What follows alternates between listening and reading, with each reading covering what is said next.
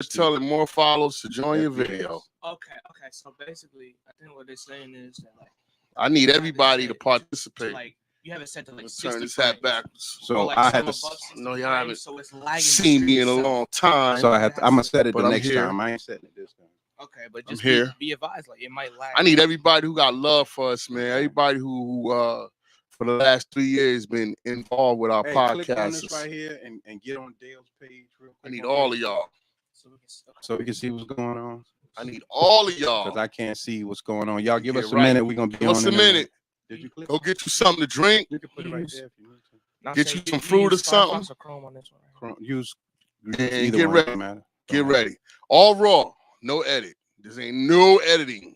All raw. Y'all give us 5 minutes to get y'all things give straight. us 5 minutes to get things straight. I see somebody up there with whoever looking. Keep looking. Whoever looking, you keep looking and get somebody else to keep looking and share it to them. Share, pass the word around. Act like we did something bad. Yeah, that's right. Something happened. We need somebody gossip. Be controversial. We got a guest on the show anyway. We got my little nephew, young boy on the show. Oh my God, the originator. He's one of the founders, man. Word up. He's one of the founders, man. Tell somebody to tell somebody to tell somebody. So Jameel and Castro is on. Yeah. They got a guest with them. We're live streaming on a page that may have a lag in it, so y'all be cool with that. We're experimenting new stuff. Plus, nobody else really go live. You got 9 viewers on. Thank y'all for viewing over on the Castro page. Share this with everybody. Let them know what's happening. Let them know we got some technical difficulties. Plus, we're broadcasting live on Jameel Saleeb's page. We're on the Music Man page. We're on the 19 Report. For everyone that's on Linked, I think, especially with Linked and being that it's a business page, people should be very excited about us having a young person on with us to discuss world events today.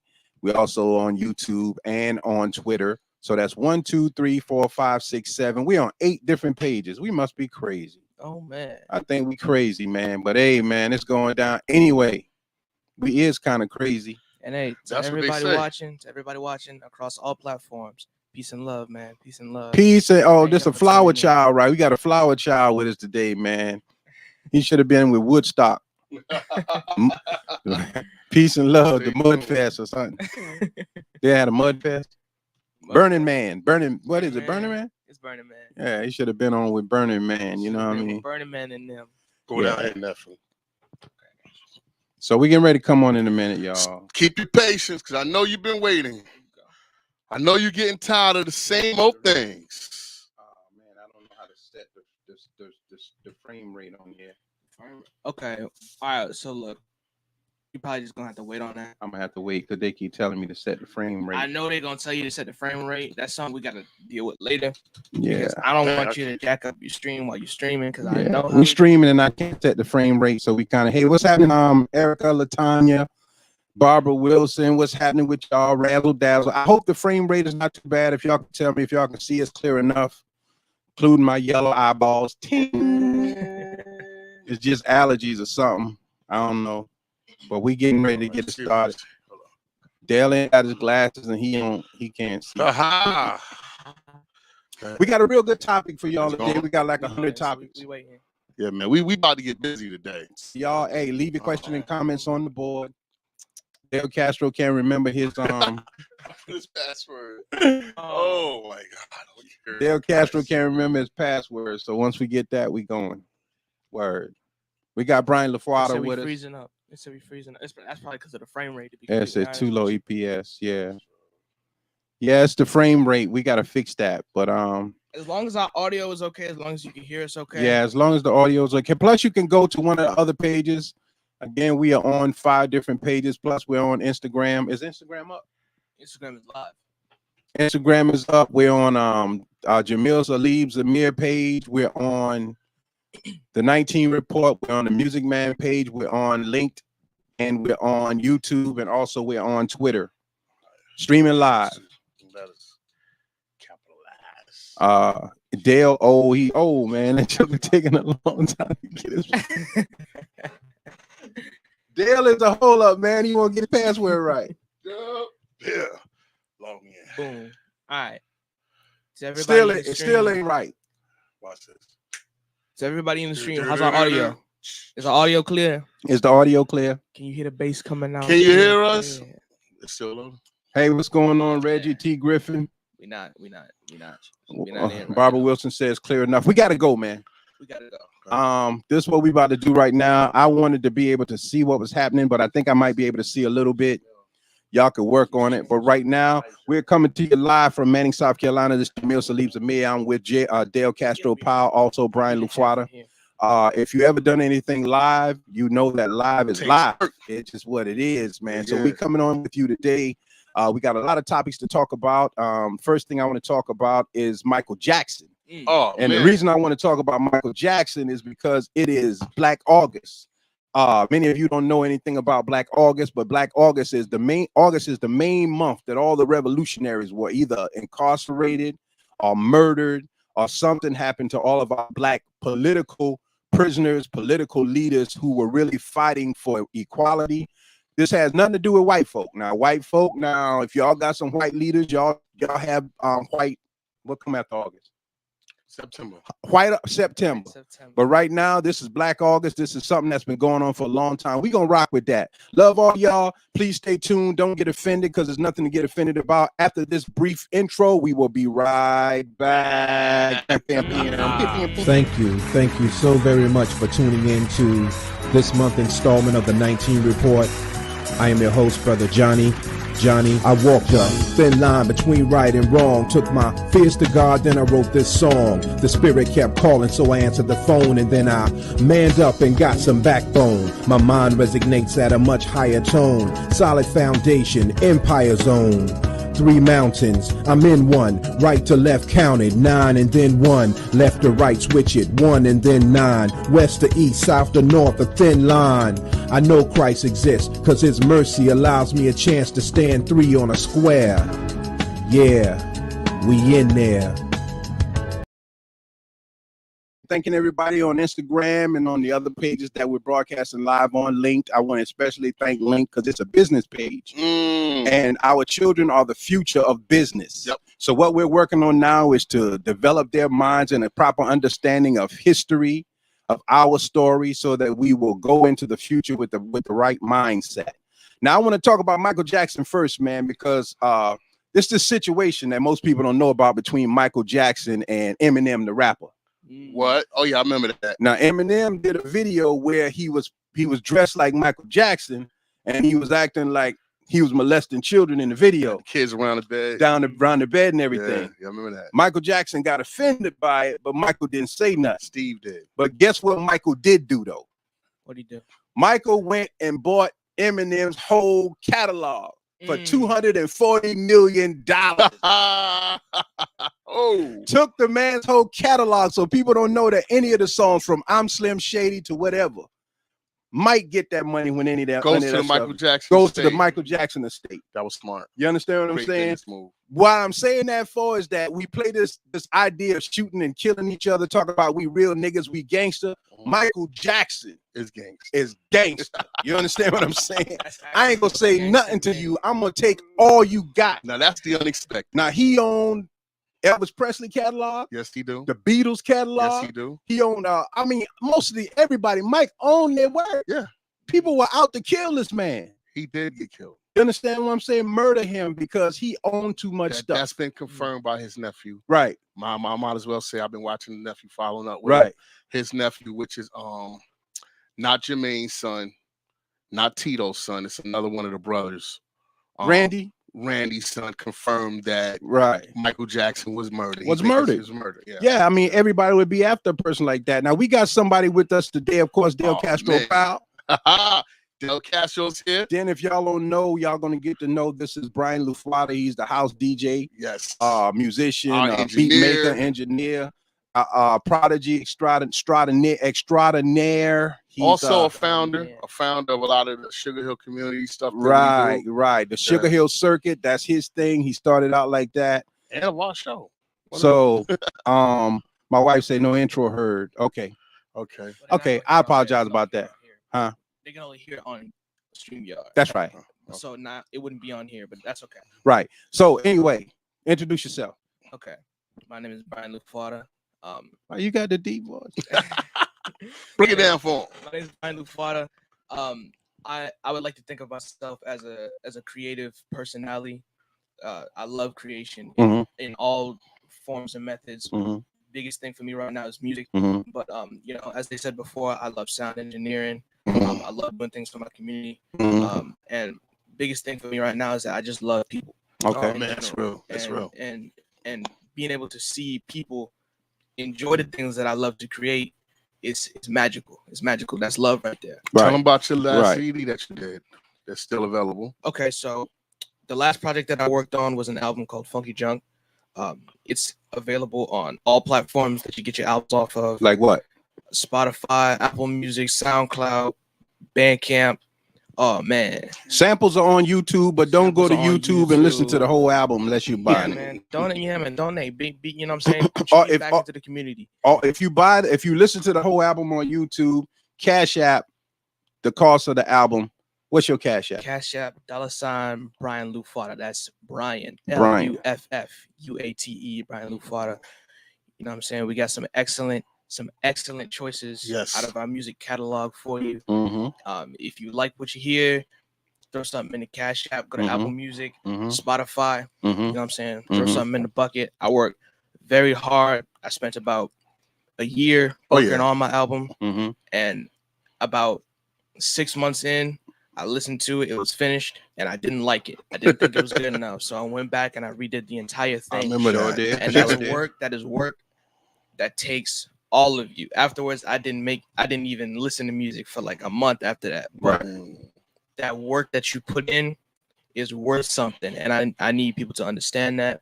If you go listen to the music, you know what I'm saying, keep your mind open. Right. You know, because house music isn't necessarily something that everybody is accustomed to. Right. But there is something very special about it. It's not just dance music. It's an art form, vibe. Just like R&B, hip hop, jazz, anything like that. Right. So, you know what I'm saying? Funky Junk, all platforms. Go get it. Go get it. You know what I'm saying? And take time to enjoy it. Right. And with that being said, I'm leaving the floor open to Dale Castro Powell. We got a lot to talk about today, man. Let's get it popping. Woo! First, I want to tell everybody, man, it feels so good to be back. We're back. We've been gone. If I had a clapping thing, I would have run it. Man, look, let me do it live. I'm happy to be back on podcast, man. It's been a long time, but I need people to understand something, man. Me, Jameel, we human beings, man. We still mentally struggle with our own life issues, man. Right. And respectfully, you still have to give people their space, man. And we believe in giving each other our space, man. We're not gonna come up here and waste your time. We don't even have time to waste. Right, that's right. Everything with us, man, is on a, you know. And I want to just say shout out to my brother Jameel. He was going through his thing, man, and a brother, man, a strong brother, man. I learned from him. And all our supporters, man, out there who still love us, man. Yep. And we brought Sugar Hill outside. Man, I want to say that first, we are the co-founders of bringing people back outside. Yeah. And I noticed with the pop-up shops and the pop-up situations that everybody is having now, I'm going to applaud you on that one because I feel like y'all follow the blueprint. Yeah. I mean, we brought people. Our last event, man, on Sugar Hill, by God's permission, we brought out the elders. The elders came out, sat under tents, and listened to gospel music. Yes. Thanks to Brian Luffatee, thanks to Castro Powell, thanks to Quake Wilson, thanks to Barbara Wilson, thanks to Cedric Bennett, thanks to all of the gospel groups that came out, Mariette, Miss Ed, who allowed us to use the property, the patience, the whole family, man, and we brought the elders back outside. Catrice Fulton, Antoine Fulton, all of them. Patrick York, John Fulton, all of them, the Corvette Club, to all of the four-wheel riders, man, all of the vendors. We brought Sugar Hill. We are the first community to do a parade in the community. Oh yeah, very first. And pop up, very first. We brought vendors out. So this is not bragging. This is just tooting our own horn. Wait a minute. We are bragging. We bragging, man. We tore it up, man. We bragging. And I wanted to tell I had on a nice outfit. And he fell off. I fell off the bike, man. He fell off the bike, man. Got scabs and jumped back up, man. We was going, man. Look, man, it was real. So I want to thank everybody for that. But we did do it. only one thing I gotta say, Jameel. I just found out something. I gotta inject this one real quick. I heard that Mr. James Kanye is a man that I very much look up to on a barbecue side of things that fed his family that way. Shout out to the Kanye's family, Thompson family, Fulton family. I think that Mr. James Kanye's need a James Kanye's day where you bring out everybody who barbecue. Why? What does he have? What did he did? Yeah, what did he showed work ethic. That was a craft that he had. I could tell you, I worked in Monk's Corner, man, where I was talking to a lady on her deathbed. She told me how people used to come from Baltimore and other places. They would come, get off the bus, get their barbecue or their sauce from him, and get back on the bus, go back to the city. Right. So he's worldwide, man. So he got an award. He got an award, but they just found out from what I was told the other day. He got an award for being one of the most. That's from Kingston Charcoal, I think. From being one of the best, most organized, or best tasting barbecues. He cooked for McCabe's, man, back in the day. So he fed his family. Fed his family. Right. You know? So we're in the community today, man. Thanking everybody for coming on. And next thing, we had Stop the Violence rally in Columbia. Oh man, with Miss Salima Graham and her daughter Sanai Mahari Imhotep. Still open case, right?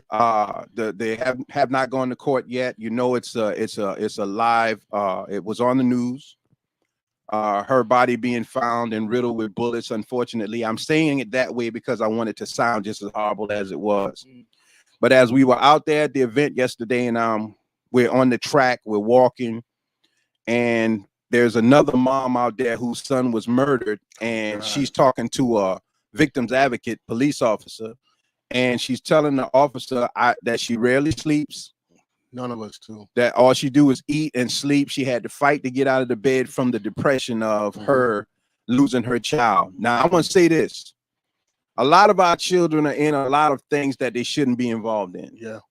As much as we teach them and tell them not to do certain things, they do it anyway. I want young people, and we got a young person. You never said your age. What's your age, Luffatee? I'm 16. Okay. As a 16-year-old, I want our young people to understand that you're not just living your life. You're living the life for your family. Everybody's affected. Everybody is affected by what you do, whether good or bad. They are affected by it. So when you get involved with something, you got to understand how it can affect your family. I'm gonna give you an example of a true story, then we'll move on, let y'all talk. There was a gentleman in New York City who used to rob and steal and stick people up all the time. This is a true story. And he had a child. He was pushing a child in a buggy, in a child cart. And the people wanted to get at him, but he ran away and left a little baby.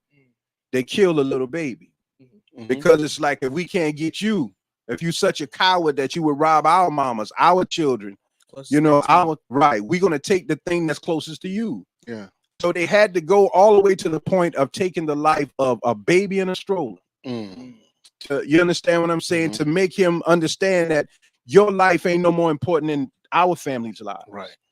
I'm saying that because there is a law of retaliation that a lot of these young folks in Clarendon County think they're just going to shoot up houses, kill people, and there won't be no repercussions behind it. Right.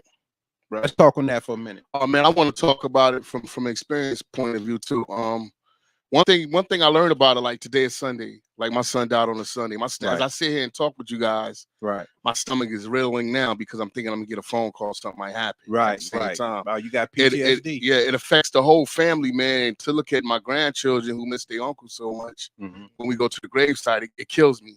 I haven't been able to come forward with certain things, like lining myself up to do certain things like podcasts and everything, because the depression of that caught me out there. You know what I mean? It's like I'm a robot. I work and I go home. But I want it, families and friends, a lot of people, well, Jameel understand, but a lot of other people don't understand. It's like family and friends, they count you out. Like you get counted out when it comes to activities, functions, or people don't even want to check for you, man, because they don't want to see that part of you anymore, because for them it's over with. You know, the week of death. This is what I mean. The week of death. When everybody's at your house, when everybody's there for you, and then after that you're by yourself. Yeah, that's a true statement. True statement, because they're saying you still on that. Family. You still talking about that. You still talking about you ain't like, over it yet. You ain't over that yet. So a lot of my family members, they count me out. They count me out with certain things, and I'm good with that because there's a lot of things I don't want to participate in because I'm not strong enough. Right. To me, Jameel, feel like when I celebrate something, it's like I'm cheating that son. Right. That's why I tell you there's two pains in life. There's the discipline and the pain and regret. You know, and I live with both of them. Speak on the discipline. Well, wait a minute. Let hold on to that. Let Brian Luffatee speak a little bit on what you already said. What are your viewpoints on as you being a child and you almost losing your father? You know how that feels. Yeah. So what are your views on that? Man, I think that one of the biggest things that I always wanted to talk about to a wider adult audience is that a child is like an emotional cataclysm of just essence that can be morphed by life experience. Like when I was younger, I didn't know about all of these things that were happening in the world. Right. But as I got older, it almost hurt me in a way because it was like there's so many great things in life. Why would you want to tarnish it by all of these different things that so many people do to tarnish it? And to go back to what you were saying about retaliation and how that's going on in our community. Retaliation to me was always how war started. That's the only way I saw it. And from that point on, I didn't understand retaliation because the only way that a person can retaliate is to know that they are starting a war. And why would you want to do that? Not only within your community, but within your family, because that's something that you can never reverse that. And well, go ahead. Just go ahead and say what you were going to say. Sometimes, in every aspect of life, war is necessary. That's true. The Bible talks about warring not against flesh and blood. When a person knows that you're not strong enough to go to war with them, they will bully you. Yeah. They will keep doing what they know they can do and what they feel you won't do. So war is like a person who's being bullied saying, enough is enough. Even if I gotta die, I'm gonna prove to you that I would rather die than allow you to treat me so you die. A coward dies 1,000 deaths. So every time once. You know, a soldier gonna die one time and he'll be remembered for dying for something he believes in. But when it comes to retaliation, it's a universal law. If you do not retaliate, God will not help you. That's a fact. Right. The Bible talks about it with the children of Israel who refused to fight for their freedom. So they ended up having to stay in the desert for 40 years because they wouldn't fight for it. So you don't want to fight for it, then stay where you at then. Don't complain. The reason why I feel like it's so awful is because if you can go somewhere where nobody else done nothing to you but to pursue that person that you after and hurt other people, you have you're a butcher. Right. It's just like when a butcher cut meat. He don't care whether he cutting the bone or what. He just gonna cut it up and sell it to you. Right. He don't care whether the fat's in there or not. Right. And man, our community, Clarendon, I'll say Clarendon from Somerton to whatever you want to everywhere in Clarendon, it's gotten worse and it's overlooked. What has gotten worse though? The killing has gotten worse because not one time since we involved ourselves in the Remembrance Day movement have we not got new kids that were killed. Fact. We the latest one, and my man Sammy gave me permission to say it, is Tutu Kind, the female who got murdered. Fact. You know what I mean? Right. When you can go to a party, was supposed to be a celebration. A lot of people. And a lot of people. Innocent people. Just come to have fun. And a mother gets murdered like that, man. Right. That is very, very, very. And other people got shot. That's vicious. That's very senseless. Yeah. So these kids are walking around with no conscience until they get behind the wall. Right. And I can tell you that because this is what people don't know about my child's murder. Before this kid murdered my son, he was rapping. And his words were, my man got time and I don't give a damn if I go to prison. I'm gonna kill me or such and such. I took this to court. I saw it. You sent it. I followed his page. Yeah. He was rapping about this. Right. And my son was murdered on April the 5th. And April the 19th is when he got caught. But April the 18th, he was sitting on Facebook smoking a blunt, saying, y'all doing all that talking, but your man's is dead with a skeleton emoji. Remember I showed you that? Skeleton emoji. And he was talking all this tough talk, but then when he got behind the wall, then you want to cut the dwicks, because that's what they call little dreadlocks. Cut the dwicks. Right. You want to pull up your pants and you want to get a job and you want to do the right thing. And now you're not a gangster no more. So you get back out. And he was getting his behind cut every time in jail. He wasn't so gangster without that gun. Right.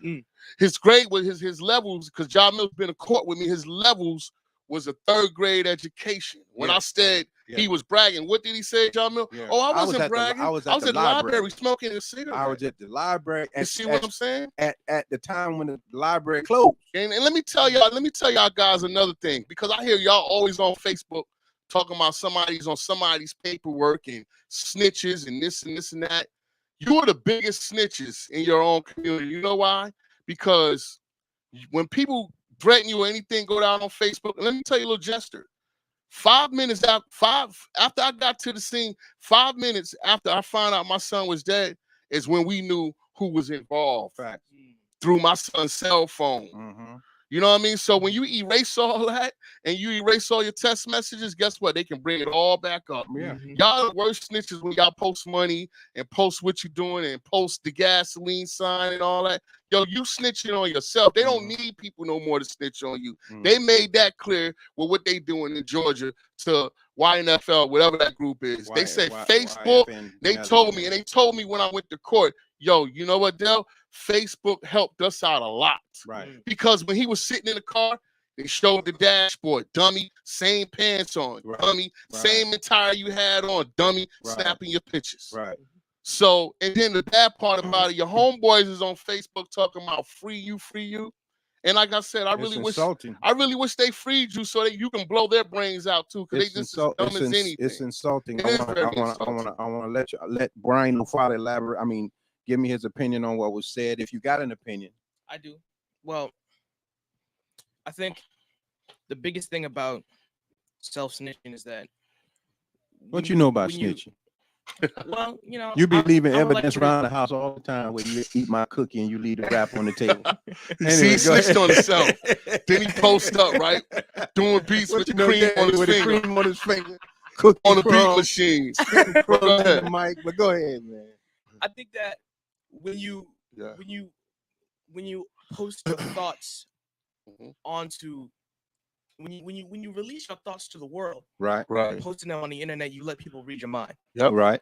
And whenever you do that, you're leaving yourself vulnerable to anything, even if you aren't necessarily doing something wrong per se. Right. You are allowing other people into your temple, into where your brain resides. Exactly.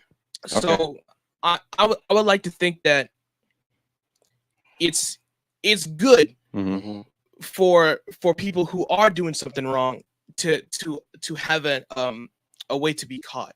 Yeah. But exactly. I also think that some of us should be very cautious, because that's also how toxicity enters your brain, by allowing that outlet to be left open for anybody to enter into. But then viewer discretion is advised. You have to be wise when you watch internet. The thing about it, though, the most that I understand what Brian is saying. The most that gets me about it is why blame other people for what you're doing to yourself? Because it's a disconnect between the individual and what they're doing. Right. Especially when, this is my opinion, especially when you're living your life vicariously by someone else's actions.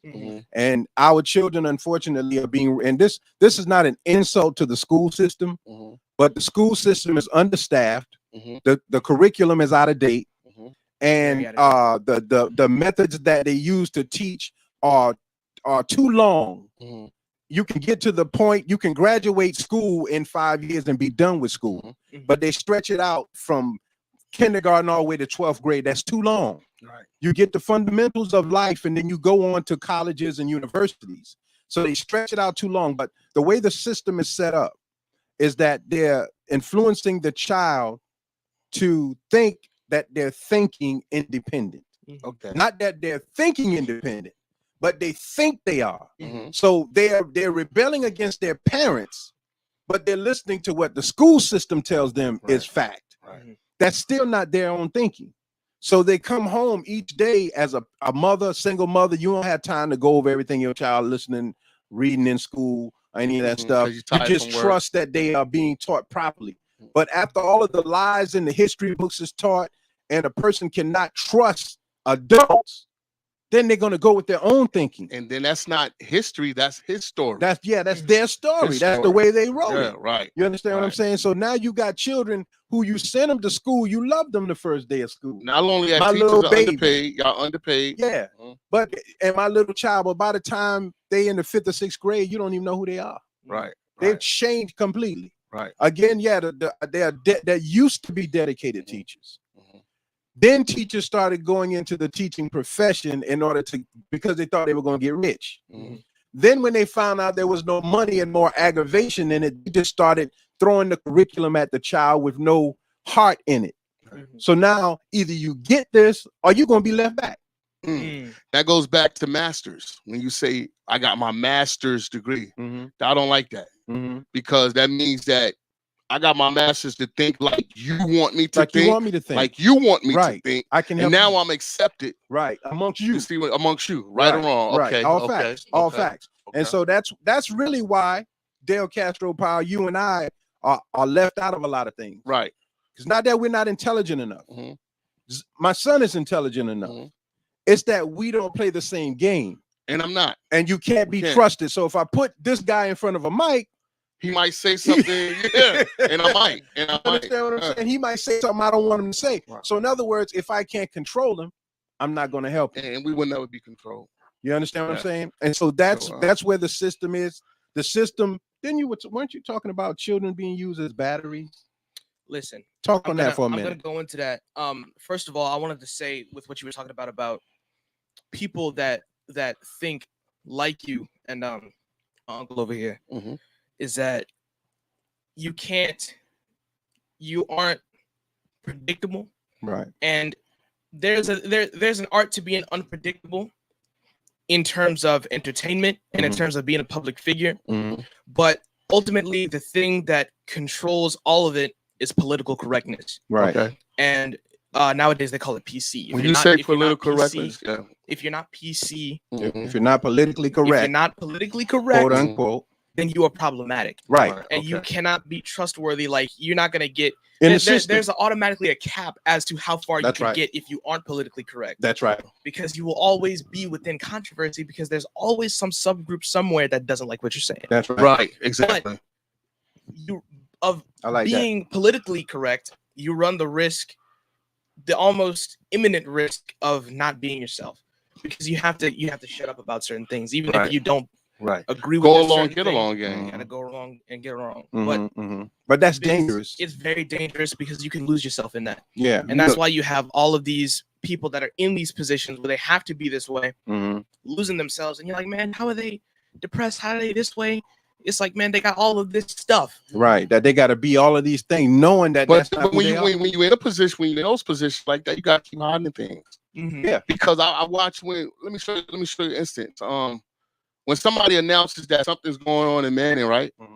The person who announces it, you go there, you look for that person. Right.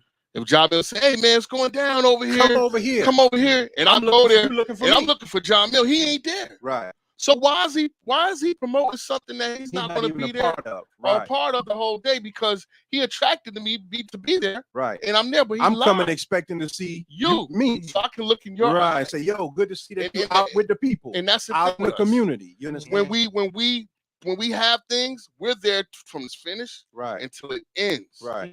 To represent us from start to finish. Right. And there's a lot of things, like I said, that takes place in the community that we won't be invited to. I'm fine with that, because I don't want to be with the get along gang, because those are the people that got to keep pushing stuff in the closet. Well, we gotta get rid of, and it's almost impossible.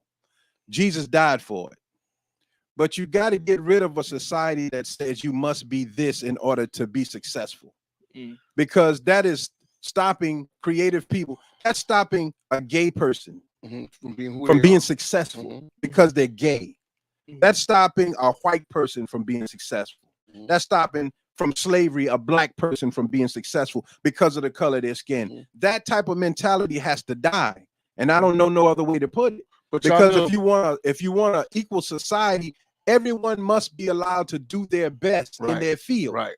Now, society wants you to think, who's stopping you? Well, you're stopping me because you could have helped me years ago. But you know the person who can help me, but you won't tell them about me, and you won't tell me about them. And that's how people are. So are we doing more things for our own personal preference? Of course. Because we want to be seen? Of course. I think there are people who love. What do you think? Well,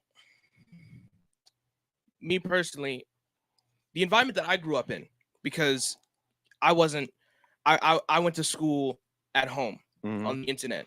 So for me, socializing would be me getting on the internet playing games with other people. So the environment that I grew up in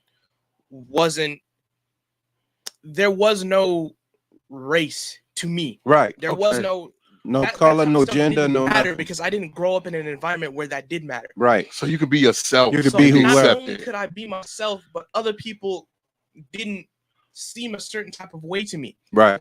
And as I got older and I got in an environment that was more personal, people started to refer to me, Father, you can definitely probably understand this, but people thought I was white.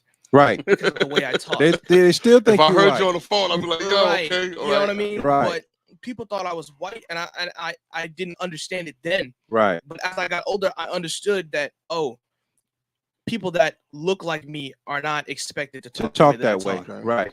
And that's a subject we got to get on real quick too. And because of that pulled me into that world. And it's the way that I am now, but still to this day, I always judge people based off of the content of their character. Content of your character. And of course. Certain people are going to, off the rip, before you know them, are going to appear a certain way to you. Right. But looking past that, don't judge the book, is something that is not only very important, but it's something that people don't do and people lie about it. Because going back to the political correctness thing, people in the public space aren't even hired anymore based off of the content of their character. Right. Okay. So someone, let's say a straight white male applies for a job, and a homosexual black man applies for the same job, same qualification. They got the same degree or whatever, same qualifications. That black homosexual man is way faster to get hired because that's a token to that company, because we can say we're gay and black. We're diverse. We got all of these people in our roster, but maybe, just maybe, that straight white male was more qualified for that job. Facts. But you'll never know it because you didn't even hire him. Right, because based on your let me go back to the homeschooling thing, which you just said, that you went to school and stuff on the internet. My thing was, when you hear about somebody going homeschool, you don't think they're going to be able to interact with the outside society. But you have a strength. That was the main thing that my whole family jumped on us about. Exactly. I would think that. Yeah. Because when I seen you as a little kid and I was hearing, because I know your father a long time, that you was homeschooled. I'm okay. Now the thing, let me see I want to see how this guy's gonna turn out, how your interaction is. But I watched you as you become like 9 and 10. You wasn't very vocal to the people. But as you got older, your interaction, the way you is, somebody talking to you, like you could talk to an 80-year-old man and be on the same level.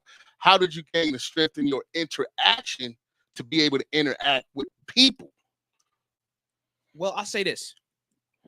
One thing that does come with being homeschooled or being schooled online your whole life, like I was never in the classroom. Okay. One thing that does come with that is not necessarily the inability to interact, but the lack of thorough experience. So, like I said before, I love people, and like I'm very honest about that. Okay. And my love for people gets me through those interactions. Okay. But every now and then, things will catch me off guard. I've never experienced that before. Okay. Gotcha. So in that moment, there will be something in me that freezes up and that doesn't know what to do. But what I found is that people, as a matter of fact, I have a story to tell. People don't expect interaction anymore, because you can honestly live a complete full life without ever even leaving your house, really, for most things. Okay. You can order food. You can order a shop for you. Yeah, Amazon to bring everything. Fine. Yeah, there's vehicles. There's vehicles on Amazon that you can get, go places, get your thing, and come back home, never talk to anybody. So now we have this culture, especially with other things like mainly I point to like the Me Too movement, things like that, where everybody's icky. If you don't know them, I mean, if you don't know that person, they are guilty before assumed innocent in your brain. And just yesterday, I was at McDonald's. I work at McDonald's, and I was in line waiting to get food for my lunch break, and this guy in front of me, 2 places in front of me, talked to the guy that was behind him. He was in front of me, and the guy behind him kind of didn't know what to say. He was caught off guard. And after he walked away, the man that spoke to him spoke to me.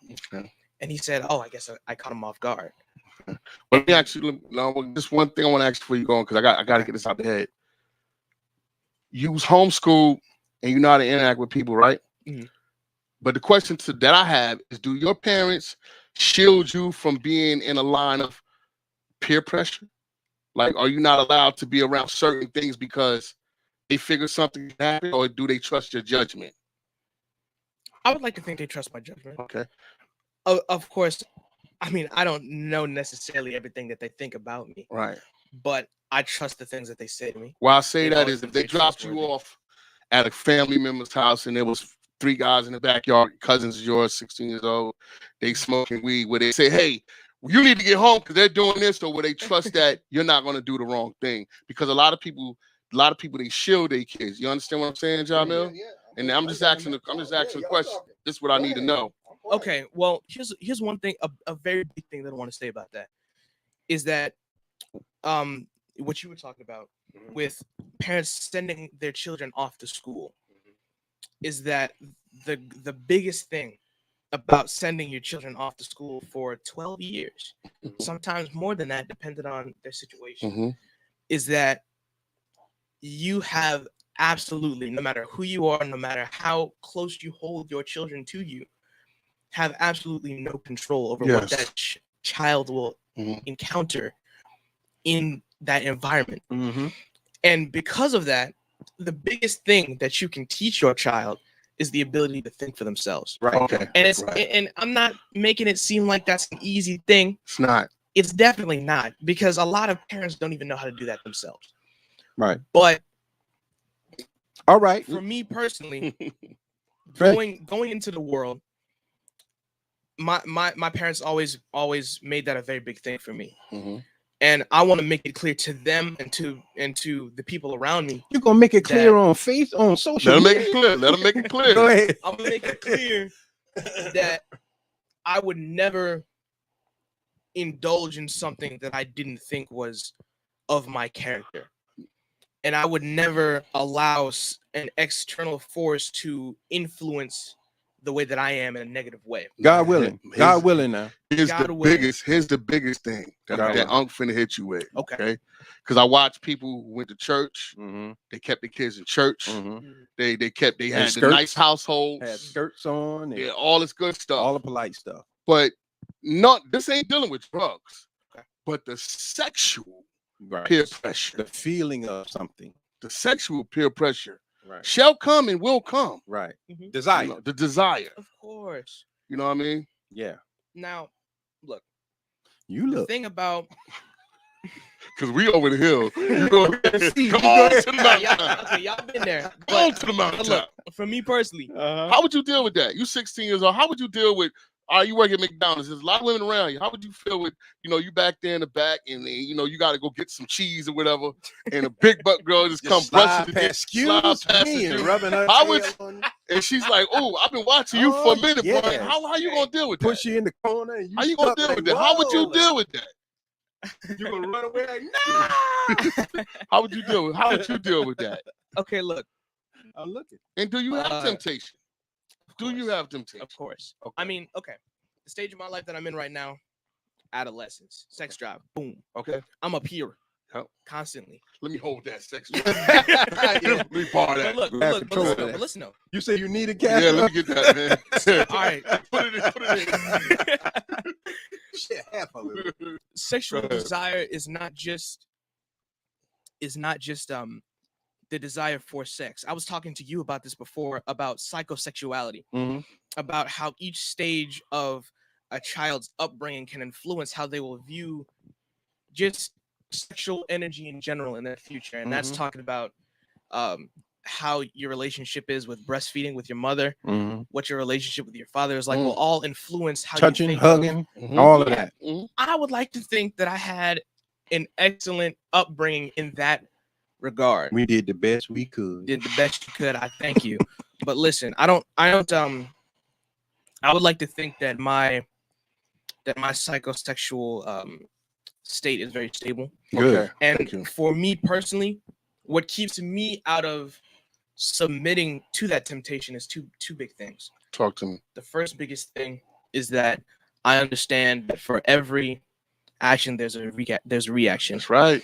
And because of that, there might be something that is out of this thing that I really want to do that I really don't want to deal with afterwards. Okay. Yeah, definitely. And I am a person of many dreams and many desires. I don't know how I'm going to reach them, but I know that if I don't, because of something that I did, it'd be a problem. Okay. So I would never jeopardize what I want to do with my music, what I want to do with my art, and what I want to do with myself for these few moments of whatever that I would get out of this. Gotcha. The second biggest thing is that I'm gonna be honest.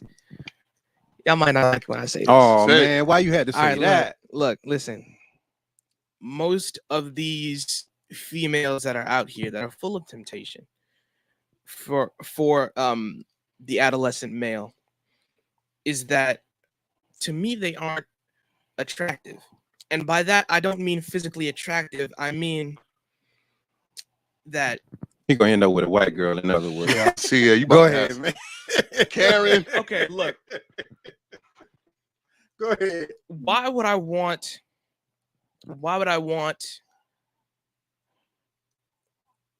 Let me figure out how to word this. Figure it out. Let it come out raw. Just say what you gotta say. Most of these, they're artificial. Women, not just that, but they're not connect mentally. They're not offering anything of interest. They're not offering anything of interest or substance. Right. Okay. So if I were to, let's just say, if I were to get with a young woman my age, there's like I told you before, I have a lot of ambition and things that I want to do. You're ambitious. I'd be kind of upset if that young lady was providing me with whatever I wanted sexually, right? But holding me back from that other thing that I want that's way more important to me than sex. Okay. Because the thing for me is, you know what I'm saying, sexual desire after that moment goes away. It does. And it's just after that, it's all in your head. That's why people are all in their feelings. They want to hurt somebody. So let's start right there for a minute. Castro Powell. Okay. This is a part of what I wanted to talk about today. Right. How our women, not by choice, nobody chooses to be single. I'm talking about black women. Right. They just single because sometimes they run up on a bad man. Not their fault. Sometimes they present themselves as a piece of cake. Yeah. Look at my lips. Look at my ass. Look at my titties. I got all these things. You can have all this if you come over here. Then the man come and get that and say, "Oh man, the cake wasn't sweet." That's it. You know what I mean? You misrepresented. You understand what I'm saying?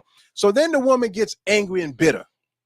She says men are no good, right? But she got 4 boys. What's she gonna raise them as? They're gonna catch. She can't raise them as men because she's saying men are no good.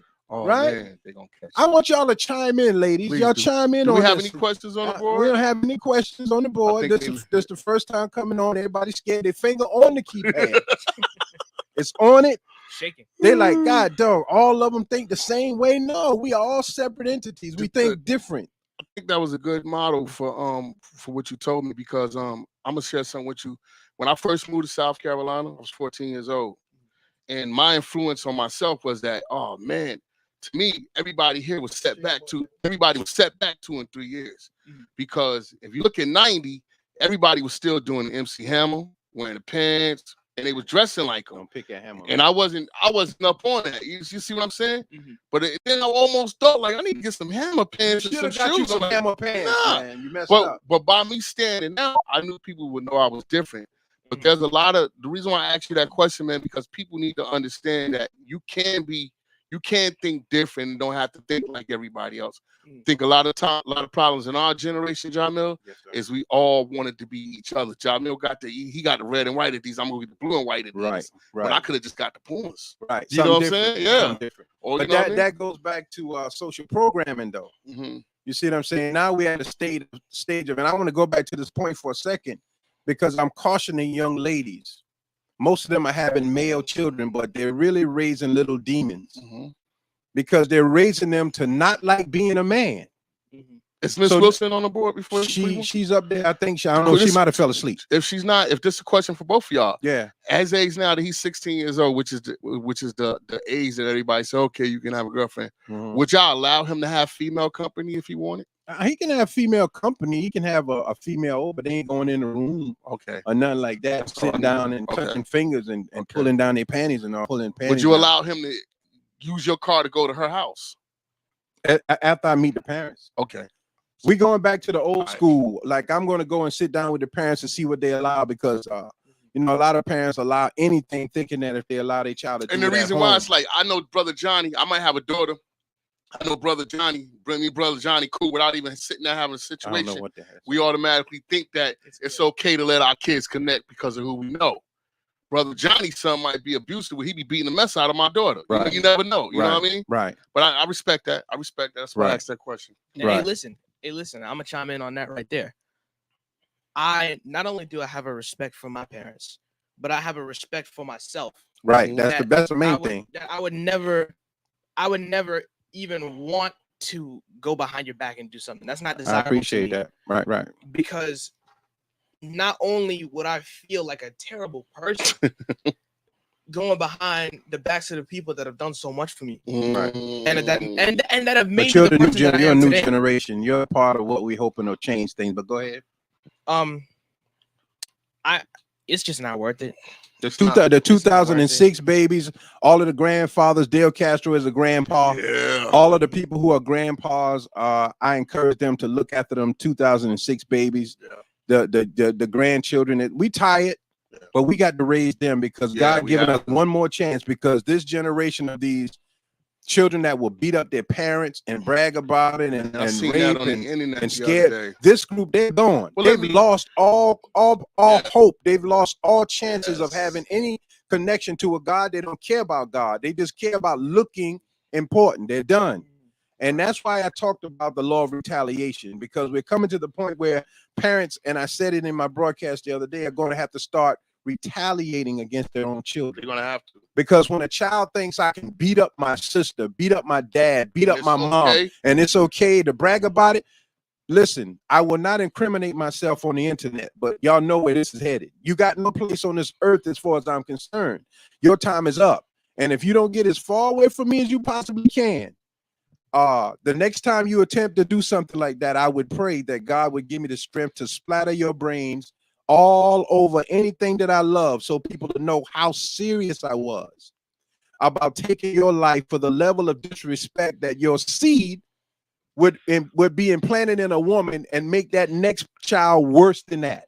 So we can't deal with no more demons. We done with that. Don't make a child feel like they can put their hands on their parent. That's okay anyway, Jay. The parents make them feel like that. Why would you say that? The parents have made so many excuses for their children and their wrongdoings because they don't want to look like bad. Don't you embarrass me. Oh no, he wasn't in jail. He was out of town. When I was growing up, when a girl got pregnant, they sent her out of town. She come back with a baby. You think Santa Claus brought the damn baby? You understand? So the lies are catching up. We, myself, you, Dale, many others like us all over the place. We're breaking the cycle of the lies. There ain't no Santa Claus. There ain't no Easter Bunny. Not. You understand what I'm saying? A lot of things are lies. In the church, they're carrying on the lie. They're perpetuating the lie in the name of God. They don't have the strength to say all of this is a lie. How can you respect a person that you know is lying, but they ain't got the strength to say I lied? Yeah, you're right. You understand what I'm saying? Even if I got to write it on a note, man, I'm sorry, man, I lied. They won't do it. They'll keep it in the name of God. On and on and on. That is ridiculous. Can I chime in something real quick? Chime in. Listen, this topic that we're talking about right now is something that I'm very passionate about. And one of the biggest we got about 20 more minutes. Okay. One of the biggest things that I am grateful for that my parents did for me was isolate me from the world for the earliest moments of my life, because right now the world is in a place where a stable child, and I'm not just talking about a child that is exceptional, a child that is great, is good at things, anything. I'm just talking about a child who is stable in their thoughts and in their psyche. Is very rare to find. That is because there's a spike in this idea that being a single mother is ideal. Right. Being a masculine man is a problem. Right. He's dangerous if he talks with a deep voice. If he even at your job, they say you walk too tough, you walk too upright. You ain't supposed to. Said that to you before? Listen, look, I want you to understand something. No, listen. When I walk into work, you gonna know I walked into work. Right. Because you're ready. Because not only am I ready, but my presence is to be respected. And this great thing that I learned, I don't remember where I learned it. I can't cite the source. I'm sorry. But have you ever gotten that thing where you're walking in public and you're in front of somebody and both of you have to get past each other, right? But you end up kind of doing this dipping little dance, aside, yeah. Because now that you know which way to go, right? I found out that if you look forward, you want to keep your eyes straight where you want to go. That's where I'm going. Right. Posture's up. Right. You're walking strong. Yeah. People get out of the way. That person's gonna move. They're gonna move because they know that if they don't, they're gonna get knocked over. Right. I do it all the time. Right. Because my equilibrium would be so off in the mornings, man. You just be walking. Excuse me, there. I don't like nobody in my face early in the morning. But you know what I mean? You have to demand something. You have to demand. You have to demand that people respect you at an early age, and that is something I try to teach to all of my children. And a lot of them, unfortunately, who think of my children, who think they're tough, are really not. They're diligent and they will do what they have to do, but when it comes to internal struggle, they're not very good at it. And I had. Where did we go wrong? Where did we go wrong? I think you're supposed to meet halfway with your children. And I think sometimes children think that the parent is supposed to do all the work. You ever seen somebody that say something like this, what they never taught you in school? It wasn't school's job to teach you everything about life. That's what the library is for. Right. You understand what I'm saying? It's your job to go find out information that you want to know. Right now, somebody will come up to me and say, hey, man, what does prolification mean? And I say, look it up. Never mind. The internet is too easy. Look up the word. What are you talking about? So I think what happened is there was a disconnect in us explaining to children their role. Your role is to take up. I'm passing you the baton. I'm not going to take you to the store and buy you everything, keep you out of trouble, do all this. No, you're going to help yourself. You're going to help me help you. And while you're helping me help you, you'll realize that just like Karate Kid, the first one, Mr. Miyagi was telling him wax on, wax off, and he's thinking, I'm just doing nothing. But when it was time to fight, he realized he was doing an outside block, inside block, front kick. He realized that. A child has to have trust in their parents as if their parents are the gods of this world. And the parent trusts in a God that they really can't see, but they know exists. Are the streets helping our children disrespect us? The streets are, the streets are helping our children in an illusionary world that makes them think that money is success. Money is not success, and all money is not good money. And it's making them think, as you said in the past, that murder is manhood. Murder is not manhood. You'll fight your own brother and beat him half to death. You'll fight your daddy. You'll fight your mama. You'll kill your cousin. And you want credit for that. And the ignorant people in the street give you credit for that because they were raised incorrectly. And they don't have the testicular fortitude, which means the balls, to pull you to the side and say, bro, what the heck are you doing? That's your mama. That's your cousin.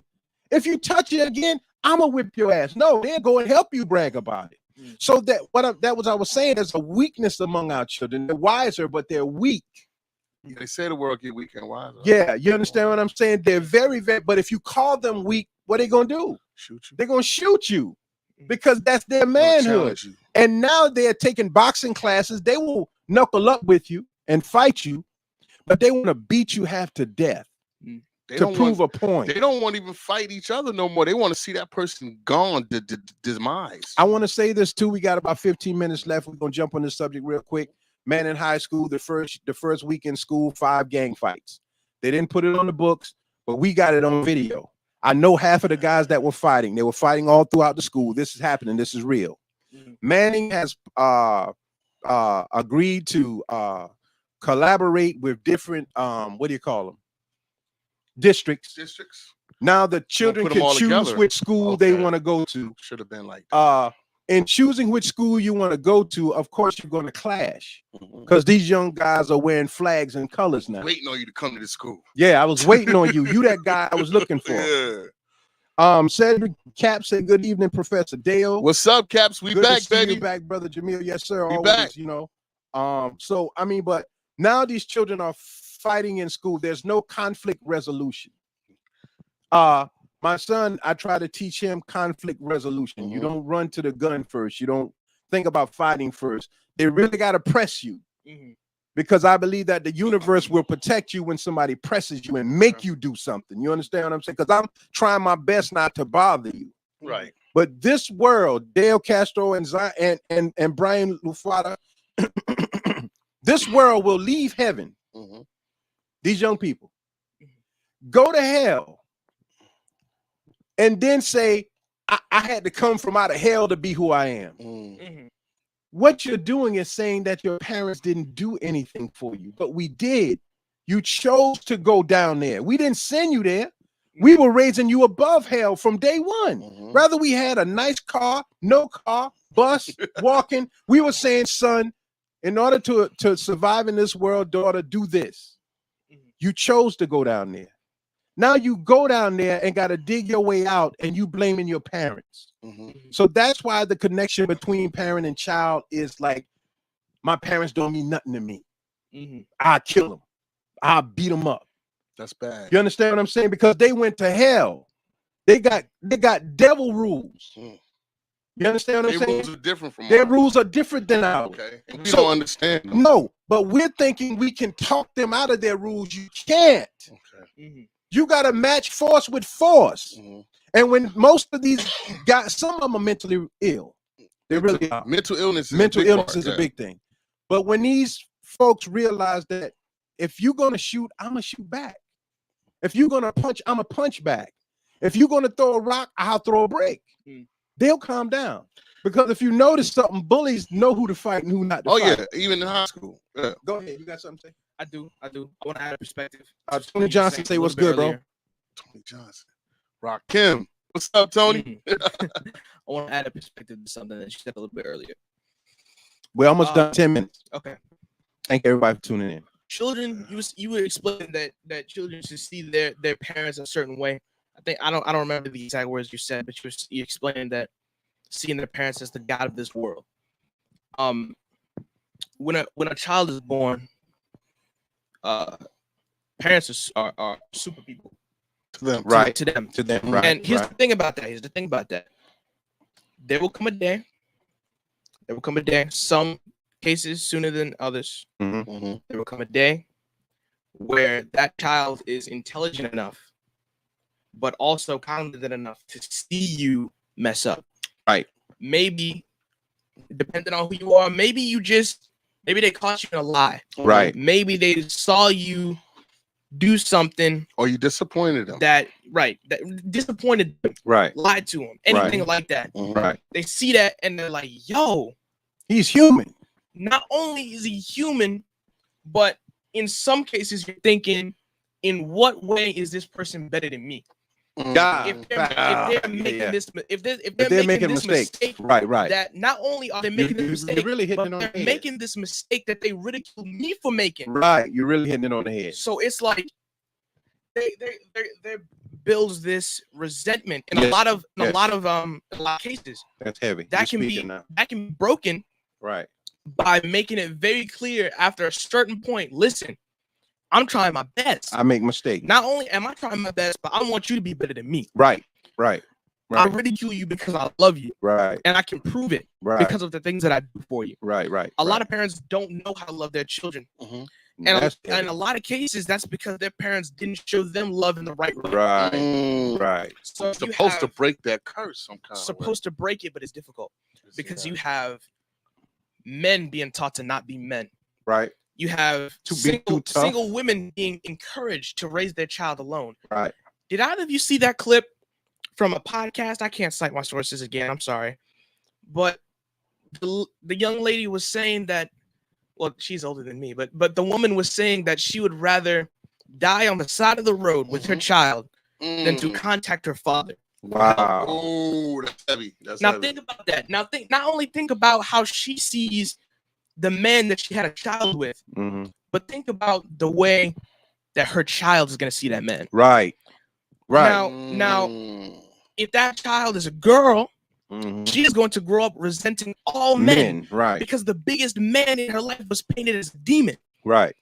And if that young child is a male, right, he will never be able to be a man. That's right. Because the biggest man in his life was treated as a demon. That's right. And in order to get that same male nourishment, he will get it from anywhere.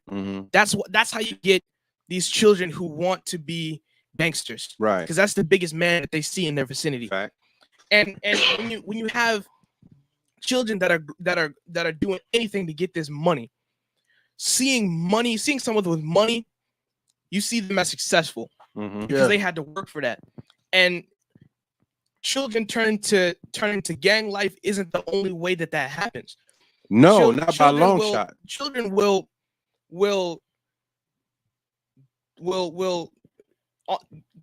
dang near kill themselves. Working at school, working this job, going to college, doing all of these things that they don't maybe not necessarily want to do. Right. But they think that they have to do it because that's the only way they're going to get to this idea of success. Right. That the environment that they were in childhood painted for them. Right. So the only way I think you can break the curse is to change. You can't change the environment because every environment is different. Change the mind state. Help change the mind. Help change the way that the child sees and interprets. Because when I was younger, seeing things outside of my realm, I didn't even want that thing. But things that I enjoyed, I wanted to pursue that.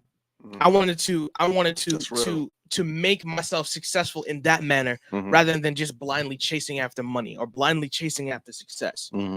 And it was made very clear to me at an early age the importance of a father and a mother in a household. Right. And not only do these parents of this generation not understand that, but the children don't understand it either.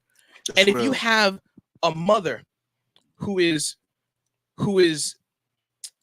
taking care of a young man but not raising him. Right. That's how you get young men who don't respect other people. All facts. Who are willing to physically strike their mother. All facts. Because there was no man that set a bar for them. Right. So the bar is whatever they see out in the world. Right. That's it. Right. So that's the biggest reason that I think that raising a child is the most important thing you'll ever do. Right. Choosing the correct spouse to raise that child with is the most important thing you'll ever do. Right. Right. There's a science to it. And the environment that you raise that child in must be adequate, at least. Right. Right. And you don't have to be in any specific place, but you have to have that connection. Right. With the immediate people around them. Because when I was growing up, man, mom, dad, on time, grandparents, uncles, aunts, everybody showed me that love. Mm-hmm. So in turn, that love manifested in me to now be going outward towards other people. Right. But the stability that I got from the males in my life also manifested in me. Okay. Right. Got you. And going all the way back to something you said at the beginning, the pain of regret and the pain of discipline. Mm-hmm. There were a lot of things in terms of opportunities that I had when I was younger that I didn't understand needed to be taken back then. Mm-hmm. The pain that left me with made me understand that I needed to become better so that when the next opportunity comes, I was on it. Right. And the pain of discipline every day, no matter who you are, what position you're in, every day you wake up, there's A, B, and C that you have to do. Right. And there's a person that you have to be your best self. And people will work so hard to be a person that they maybe see out in the world or they see in their immediate vicinity. Right. But what they're really trying to find is their best self. That's facts. So in order to be your best self, it's difficult.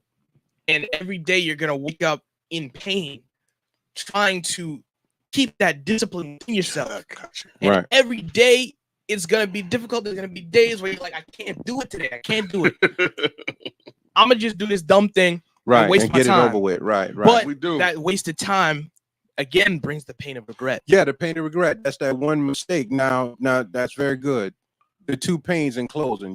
That was the title you gave it. The pain of discipline, the pain of regret. Yeah, elaborate on that a little bit, then we're gonna close. The pain of discipline is like he said, when something is taken away, you can't understand why it's being taken away from you. The regret is, why did I get it taken away in the first place? What I mean by that, there's a lot of parents who lose children that won't hold themselves accountable. You understand what I'm saying? Yeah. It's like me and you being friends. You always hold the door open for me, but for me to be a sour person and be like, you know what, man, Jameel, right, you forever. You know what I mean? Right. That's the same thing. Right. You know what I mean? Right. Yeah. There's a lot of us who won't hold ourselves accountable, and that's the path that I try to take with me. Right. Even in my son's demise, there's a lot of regret. Right. That I say I love you more. Right. Right. Why I should have picked him up that day when instead I went and did overtime at the job. Right. There's a lot of regrets. You know what I mean?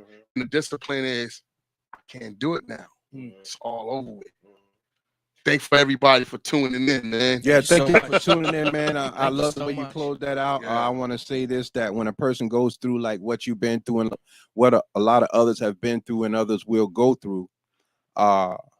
We'll go, say that again. I said from what you've been through and what a lot of us will go through. Some gonna go through it. We have not been there yet, but we finished. think that we will never have to go through it. But see, when I see a young boy get killed, I see my son.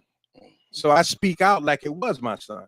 Like that day you thought it was. The day your son was murdered. Call. I got the same call. Like it was my son. Yeah. So I got the same feeling because I'm racing and you racing. Trying to get to the trailer. Yeah, because you understand? Because they both hang out. They both in trailers. Yeah. So I get the call, it's your son in the trailer shot, but it's your son. Yeah. So I know the feeling, but most people don't know it. Oh, man. And they think that if they stay away from it, it won't happen to them. No, it won't. That's the problem. It could happen to anybody. So my thing is, when a police officer do something wrong, I got to fight that because he could do it to my son. My son ain't doing nothing wrong. My son hemmed up. You know how many innocent children in prison, dead? No. When someone starts to shooting and killing and stuff, that could be anybody. Your grandchildren, Yes. that could be anybody. So we're fighting this huge cause. And we say every day, this is not ending. But the people who want to see the good side only see the good side. We see both sides. We can have fun on the good side, but then let's get back to work tomorrow and start doing this thing, right? But most people just every day on the internet, every day a good day, everything good. How can everything be good every day? That's what I want to bring. I want to say one thing before we leave. We can't leave this out. We need a lot of people this year here for Remembrance Day. I'm hitting people up, and I'm hitting everybody up. We asking for donations. Me and Jameel will throw our cash apps out there because we're going to be the main ones trying to get everything together. We need people to be involved. And I want to say this to some of the parents because there was some talk about my situation, John. Like, oh, his case got done quick and then boom, boom, boom. And our case is still sitting here. Let me tell you the difference between me and some of those parents is that I never stopped pounding the concrete from the day one. Facts. And I never will. And I'm still ready to stand beside everybody who needs justice for their child. Facts. And there's a lot of court dates. But they got to work too. You can't do their job. Work, right. You did your job for your son. I need you to come speak up. Me and Tanya, we called every day to the courthouse in Pound Concrete. Checking and posting and up, letting them know, posting up stuff on social media. Not paying out. So I need people. I need all the same people involved, and those people that be in your church with you when your loved one die or get killed. You need them to walk with you too. Yes, they need to use social media for what it's for. Right. To bring awareness to social events, not just to brag about the good things that happen in your life. Great. But every day is not a good day, especially not the song you're listening to, Dale, may not be the song I want to hear. Right. So I don't want to hear, you understand what I'm saying? Find out what people are going through and act morally according to that. Right. It's moral accountability. I want to read this real quick from Teresa Flood Lawson. Says because some parents become their child's friend, and once that they feel like you allow them on your, I think it's level, I can't see it all. That's when the disrespect comes. Facts. Can I add to that? Yes, you go ahead because I remember. Okay, I think not only is it allowing the parent to become the child's friend, but think about how many videos you see online every day of parents making their children's butt of jokes, right, for their own entertainment, and for likes, this child is doing something adults do, just like this, cussing. I saw one of them cussing yesterday. They cussing, right. But it's like once you do that, cussing is a country word. It is. You country. You can humiliate a child. Very much so. You can humiliate them. Very much. Not only that, and thinking about, man, all of these women, young ladies, selling themselves on the internet. Right. Fans, making big money. I'm saying in their room with the door closed while their mama don't know how old. Don't know what happened. And but here's go the ahead. thing. Here's the thing. And this is the biggest thing, is that you can bring in bread. You know what I'm saying? But at the end of the day, know what you're saying. At the end of the day, that child will forever be known as the child of the lady with her left butt cheek out on the internet. Right. They'll never be able to live that down, and there's a very good chance that they'll hate you for that. Right. Oh yeah. Endless ridicule at school. Right. I saw your mom's butt. Right. Man. Right. I saw all of your mama. I saw everything. But see but here's the thing, Brian Luffatee. Okay. We lived that across town. We did. Mm-hmm. We lived seeing moms messing with moms, drugs. We lived things that. Going crazy. It's just that it went to the internet now. Yeah. So they don't know how bad it felt to live it. You understand what I'm saying? So now you can make fun of it now. Yeah. It wasn't fun back then. Dudes was fighting on behalf of their mama who didn't care that they were fighting. It's like, you ain't gonna touch my mom. You ain't gonna talk about my mom. And you out there about to get killed trying to protect your mom. She's out there, she out there doing whatever. Yeah. And now this is the worst part. In 2022, they act like they don't remember none of it. Nah, they don't. I've been a good mama. I did all I could. So now the child, and we not children no more. We 152. We know. We say, come on, now. Tell the truth. Tell the truth. At least say it to me. Somebody got apologize to me. And then we done after that. You my mama again. We straight. You my dad again. We but straight. don't act like but it don't didn't act happen. like it didn't happen just because the preacher tell you, anything you did in the past, God forgive it. Come on, man. You destroyed 1,000 people with what you did. You gotta live up to it. Mike Wright, what's going on? Mike Wright said, good afternoon, Kings. What's going on, King? Up, brother? Yes, Glad that you responded in that way, man. We striving very hard to become kings and queens of this thing. Man, we again, in closing, we're not condemning anything. We're bringing to the light conversations that we hope will open up conversations in the home. Please share this content. Man, welcome to the team, nephew. Yeah, we back. Job, we're gonna have a man. Listen, we got a mobile unit now. Yeah. We'll be glad to y'all invite us. You. Y'all invite us, so we'll come and we'll set up 4 microphones and we'll have discussions at your church. Myself, Castro Powell, whoever you got on the diocese, bring it out, and we'll come. We'll set up. We'll live stream it, and we'll get this thing vocal because it's very dangerous to be out there now. Can I say this? Yes, sir. In closing. Help save the kids, man. Save the children. Because let me tell you something. When that child's gone, ain't no more nothing. No more you can say. Can't make it up. I had to go. You know my child. You know my third. You know my son that's gone. How I look at him in the form now. I have his Mustang in my yard, and I have to talk to that car because I can't talk to him no more. That's rough. All right. And that's save your children, man. Protect your children. Let's be honest with them, man. And fathers, man, step up. Please step up. Yes. And I'm not talking about sneakers and clothes. I'm talking about love. Brian is a prime example who has a father. I'm not talking about being a daddy. I'm talking about a father, you know. Step up, man. Yeah, let's do that. Step up. We started, man. Hey, this Black August, we posting up a lot of things about black people. I hope y'all will post up things about local black people. We got Bill Fleming, Summoning is right there. A lot of people that did a lot of things. And if y'all don't get out of not being afraid to say the word black, I read an article the other day that said that we have all but destroyed Juneteenth. We've made Juneteenth a commercialized day that has no meaning and no power behind it anymore. We killed it. I'm talking about the way we treated it. We treated the day with such disrespect. Do you feel that way? So I do. And so now it's just a day where you put on, it's just like Halloween. It's a trick or treat day now. Everybody will have on a Juneteenth shirt and there'll be Black Power for that day, and then it's over with. Then so we want to go to a party after then that? Go to a party after that. Unfortunately, even at our event, after the main event was over, the weed came out, the liquor came out. That day was supposed to be specifically for fasting off of all the things. Discipline. You got to have some discipline. We're grown people. I love all of y'all to a degree. I don't just love you now. We would not be a part of, I'm speaking for all three of us on this panel right now. We would not be a part of anything furthermore that engages with anything that has to be where people have to be drunk or be high or lit. Right. Or the word lit. Right. We want everything. We love when a 102-year-old woman can come out. Yeah, sit down. We love where a 102-year-old lady can come out and have fun. When you bring those things out to have at functions, man, you scare the most beautiful people away.